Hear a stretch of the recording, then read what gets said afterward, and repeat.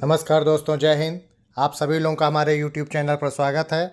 अगर आप हमारे चैनल पर नए हैं तो प्लीज़ हमारे चैनल को सब्सक्राइब कर दीजिए और बेल आइकन बटन भी प्रेस कर दीजिए। वैसे तो दुर्घटनाएं कहीं भी नहीं होनी चाहिए, लेकिन रेलवे में जो दुर्घटना होती है वो रेलवे पे एक बहुत बड़ा अभिशाप है, क्योंकि इससे जान माल की तो नुकसान होता ही होता है, साथ ही ये समाज और अर्थव्यवस्था पर भी बहुत बुरा प्रभाव डालता है। इसलिए रेलवे प्रशासन और रेलवे कर्मचारियों की ये लगातार कोशिश रहती है कि किसी भी तरह कोई भी प्रकार का एक्सीडेंट रेलवे में ना होना पाए। लेकिन अगर फिर भी किसी कारण से रेलवे में एक्सीडेंट हो जाता है तो वहाँ पर रेस्क्यू करने के लिए एक्सीडेंट साइट पर एक्सीडेंट रिलीफ ट्रेन का जल्दी से जल्दी पहुँचना ज़रूरी है। और अगर कोई यात्री घायल है तो उनको मेडिकल सपोर्ट देने के लिए वहाँ मेडिकल स्टाफ का भी तुरंत होना ज़रूरी है। तो ऐसी अवस्था के लिए पहले से नॉमिनेटेड स्टेशनों पर ART मतलब एक्सीडेंट रिलीफ ट्रेन और ARME accident relief medical equipment ये पहले से तैनात रहते हैं। और जैसे ही उनको एक्सीडेंट के बारे में कंट्रोल ऑफिस से सूचित किया जाता है, वैसे ही उन स्टेशनों से रेस्क्यू करने के लिए ARME और ART साइट पर पहुंच जाते हैं। अब एक्सीडेंट साइट पर ART की ज़रूरत है या ARME की ज़रूरत है या दोनों की ज़रूरत है, उसके लिए हूटर कोड बनाए गए हैं। और जैसे ही हूटर अपने निर्धारित कोड में बजेंगे, वहाँ ARME और ART के स्टाफ ये समझ जाएंगे कि ART को निकलना है या ARME को एक्सीडेंट साइट पर जाना है, और उसी के अकॉर्डिंग ART या ARME साइट पर जाती है। तो वो हूटर कोड कौन से हैं, चलिए उसको हम लोग देख लेते हैं।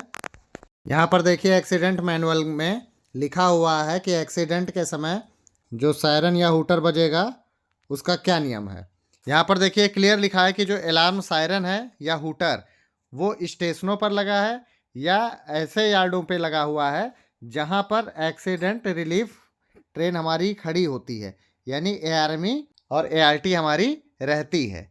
जैसे ही कहीं पर रेलवे में एक्सीडेंट होता है तो वहाँ के जो कंट्रोल ऑफिस होते हैं वो लोग उन स्टेशनों को तुरंत इन्फॉर्म करते हैं जहाँ पर ये ARME और ART खड़ी रहती है, और उन स्टेशनों पर जहाँ पर ये सायरन लगे हुए हैं वहाँ पर इन हूटरों को बजाया जाता है। उसका एक स्पेशल कोड है, वो कोड नीचे लिखा हुआ है। और जैसे ही ये हूटर बजता है, ARME और ART पे जो कर्मचारी नॉमिनेटेड होते हैं वो तुरंत अपने ARME या ART पे पहुंचते हैं या स्टेशन पर तुरंत रिपोर्ट करते हैं, ताकि ARME और ART के साथ वो एक्सीडेंट साइट पर जा सके और जल्दी से जल्दी रेस्क्यू काम स्टार्ट हो सके। अब एक्सीडेंट कहीं भी हो सकता है, जिस स्टेशन पर हूटर लगा हुआ है वहाँ भी हो सकता है, या कहीं ब्लॉक सेक्शन में हो सकता है, या किसी दूसरे स्टेशन पे भी हो सकता है। तो हूटर कोड इस तरह बनाया गया है कि जैसे ही वो हूटर कोड बजाया जाता है, जो उससे रिलेटेड कर्मचारी होते हैं उन्हें पता चल जाता है कि एक्सीडेंट कहाँ पे हुआ है। अब ये हूटर कोड इंडियन रेलवे में जोन वाइज अलग अलग हो सकते हैं। आज के इस वीडियो में हम लोग NER रेलवे में जो हूटर कोड है उसके बारे में बात करते हैं। यहाँ पर देखिए पहला जो हूटर कोड है वो लिखा हुआ है, when an accident take place in the loco shed और traffic at adjoining loco shed. मतलब वो एक्सीडेंट वहीं पे हुआ है जहाँ पर वो हूटर लगा हुआ है, ऐसे ही लोको शेड में हुआ है या उससे संबंधित ट्रैफिक यार्ड में हुआ है, तो उस समय वहाँ पर 2 लॉन्ग हूटर बजाया जाएगा। सेकेंड कंडीशन है कि when an accident take place at out station but main line is clear. मतलब कि एक्सीडेंट किसी बाहरी स्टेशन पर हुआ है लेकिन मेन लाइन क्लियर है, ऐसी स्थिति में 3 लंबी सीटी बजाई जाएगी। नेक्स्ट है when an accident take place at out station but main line is clear and relief train is to be turn out with ARME। मतलब कि बाहरी स्टेशन पर एक्सीडेंट हुआ है, मेन लाइन क्लियर तो है, लेकिन वहाँ पर ART के साथ साथ ARME की भी ज़रूरत है, यानी वहाँ मेडिकल वैन की भी ज़रूरत है। वहाँ कुछ लोग हो सकता है घायल हों तो उनकी मदद के लिए ARME भी चाहिए। तो ऐसी स्थिति में 3 लॉन्ग हूटर तो था ही, उसके साथ साथ एक शॉर्ट हूटर भी बजा दिया जाएगा, तो उससे संबंधित कर्मचारी समझ जाएंगे कि एक्सीडेंट साइट पर ART के साथ ARME को भी जाना है। नेक्स्ट है 4 नंबर कि when an accident take place at out station and main line is blocked and relief train is to be turn out without ARME। मतलब आउट स्टेशन पे एक्सीडेंट हुआ है और मेन लाइन ब्लॉक भी है, लेकिन रिलीफ ट्रेन ए army के बिना जानी है, तो ऐसी स्थिति में वहां पर 4 लॉन्ग हूटर बजाए जाएंगे। और नेक्स्ट कंडीशन में देखिए लिखा हुआ है when an accident take place at out station and main line is blocked and a relief train is to be turn out with a army.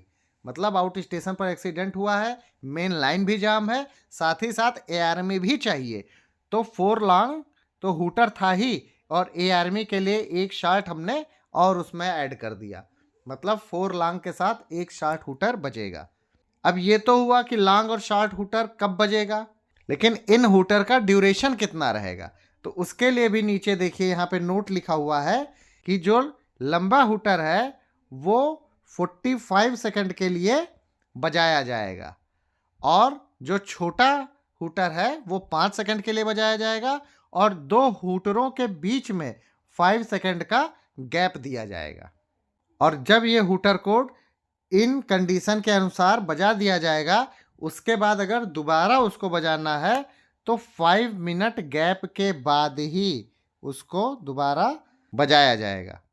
ये हूटर शेड में भी लगा हो सकता है, बड़े स्टेशनों पर भी लगा हो सकता है, या जिन बड़े स्टेशनों पर लाबी है तो वहाँ लाबी पर भी लगा हो सकता है। और इसको बजाने की जिम्मेदारी पहले से तय रहती है कि ये हूटर कौन बजाएगा, और उन कर्मचारियों को भी ये प्रशिक्षण दिया जाता है कि किस कंडीशन में कौन सा हूटर कोड बजेगा। और जहाँ पर हूटर बजाने का स्विच रहता है वहाँ पर इसके बजाने से संबंधित जो नियम है वो भी वहाँ पर डिस्प्ले किया रहता है। जैसे यहाँ पर देखिए जहाँ से हूटर कोड को बजाना है वहाँ पर इस टाइप का बोर्ड पे डिस्प्ले दिया हुआ है, और पहला जो ये कंडीशन है उसमें लिखा हुआ है कि जब दुर्घटना लोको सेट या लोको सेट से लगे यातायात यार्ड में हो, इस समय जो हूटर कोड बजेगा उसमें 2 लॉन्ग हूटर रहेगा। और नेक्स्ट देखिए लिखा है कि जब दुर्घटना बाहरी स्टेशन पर हो लेकिन मेन लाइन क्लियर हो, उस समय जो हूटर कोड बजेगा वो 3 लॉन्ग हूटर रहेगा। नेक्स्ट कंडीशन है कि जब दुर्घटना किसी बाहरी स्टेशन पर हो और मेन लाइन क्लियर है और एक ए आर्मी भी चाहिए, उस समय जो हूटर कोड होगा वो 3 लॉन्ग के साथ एक 60 हूटर भी होगा। नेक्स्ट कंडीशन है कि जब दुर्घटना बाहरी लाइन पर हो और मेन लाइन जाम हो लेकिन ए आर्मी नहीं चाहिए, उस समय हूटर कोड 4 लॉन्ग होना चाहिए। और लास्ट कंडीशन है कि जब दुर्घटना बाहरी स्टेशन पर हो, मेन लाइन जाम भी हो और ए आर्मी भी चाहिए, ऐसे कंडीशन में 4 लॉन्ग एंड 1 शॉर्ट हूटर बजना चाहिए। यहाँ पर देखिए ध्यान दीजिए 2 ही ऐसी कंडीशन है जब ए आर्मी एक्सीडेंट साइट पे चाहिए, और उन दोनों कंडीशन पे ए आर्मी के लिए जो कोड है वो कैसा है, शॉर्ट है। मतलब जब भी ए आर्मी की ज़रूरत होगी तो लॉन्ग हूटर के साथ शॉर्ट हूटर जरूर बजाया जाएगा। लंबा हूटर कैसे बजना है वो याद करने का तरीका ये है कि जब यार्ड में है एक्सीडेंट तब 2 लॉन्ग बजेगा, और जब एक्सीडेंट आउट स्टेशन पर हुआ है, मेन लाइन क्लियर है, उस समय 3 लॉन्ग बजेगा, और जब एक्सीडेंट आउट स्टेशन पर हुआ है और मेन लाइन जाम भी है, उस समय 4 लॉन्ग हूटर बजेंगे। इस तरह से ये हूटर कोड आप याद कर लीजिए। Hooter code railway department exam जो होते हैं LDCE के या जो ग्रुप बी के एग्ज़ाम होते हैं उसमें ये पूछा जाता है। अगर ART को कैंसिल करना होता है तो 90 सेकंड तक एक लंबा हूटर बजाया जाता है। अब हूटर कोड के बारे में तो बात हो गई, अब ये भी जानना ज़रूरी है कि ए आर्मी और ART अगर जानी है तो कितनी देर में वो स्टेशन से डिस्पैच हो जानी चाहिए। यहाँ पर देखिए लिखा हुआ है target time for turning out the medical van, यानी जो ए आर्मी है या ARMV, इसका मतलब ये जो मेडिकल वाले वैन हैं वो कितनी देर में डिस्पैच कर दिए जाएंगे। ए आर्मी को दिन और रात से मतलब नहीं होता है, वो ये मतलब होता है कि जो हमारी ए आर्मी खड़ी हुई है जिस साइडिंग में, उस साइडिंग में निकलने का एक साइड से ही रास्ता है या दोनों तरफ से रास्ता है। अगर एक साइड से ही रास्ता है निकलने का उसका, तो टोटल 20 मिनट में ए आर्मी हमारी निकल जानी चाहिए, और अगर दोनों साइड से हमारा रास्ता है तो 15 मिनट में हमारी ए आर्मी निकल जानी चाहिए। यही देखिए यहाँ पर लिखा है in case of double exit siding, यानी जिसमें दोनों तरफ एग्जिट होगा, जिस साइडिंग के, उस साइडिंग में अगर हमारा मेडिकल वैन खड़ा है तो 15 मिनट में हमारी एआरएमई डिस्पैच हो जानी चाहिए। और अगर ऐसी साइडिंग है जिसमें सिंगल एग्जिट है तो ऐसे कंडीशन में 20 मिनट में हमारी एआरएमई डिस्पैच हो जानी चाहिए। और ये टाइम ऑर्डरिंग टाइम और डिस्पैच टाइम के बीच का माना जाएगा।